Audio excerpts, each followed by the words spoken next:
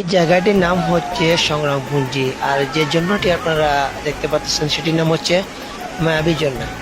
এটির অবস্থান হচ্ছে জাফলং 0 পয়েন্ট থেকে হেঁটে গেলে 20 মিনিটের রাস্তা, আর নৌকা নিয়ে গেলে নৌকা রিজার্ভ করতে হবে আপনাকে 1 থেকে 2 ঘন্টার জন্য।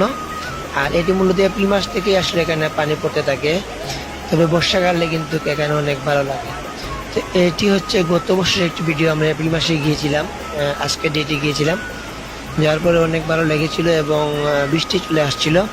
তো আমাদের বড় ভাই আমাদেরকে উপর থেকে বারবার ডাকতেছেন যে চলে আসো চলে আসো, আমরা কিন্তু আসতেছি না, এমন অবস্থা হয়েছিল আমাদের, কারণ এত ভালো লাগছিল আমাদের। তো এখানে দেখুন একদম উপরে একজন লাল টি শার্ট পরানো আমার সাথে একজন আমার ভাই, আর আমি ওই যে মাঝখানে যেখানে আমি টি শার্ট ছিল গায়ে থেকে খুলে ফেলেছি, উনি কিন্তু নিচ থেকে ডাকতেছেন চলে আসো চলে আসো, আমরা কিন্তু আসিনি। তারপরে কিন্তু এখানে ভয়ঙ্কর ভয়ঙ্কর বজ্রপাত হয়, মানে এপ্রিল মাস তো সেই কারণে। তো যাই হোক, এখানে যদি আসেন তারপরেও কিন্তু সতর্ক থাকবেন, কারণ এখান থেকে আবার অনেক সময় এই যে পাথরগুলা অনেকে স্লিপ করে নিচে পড়ে যায়। তারপরে কালো মেঘ থাকলে কিন্তু বজ্রপাত সংঘটিত হওয়ার সম্ভাবনা থাকে, যেহেতু এখানে হচ্ছে কি আপনার পাহাড়ি অঞ্চল এবং পাহাড় অনেক উপরে।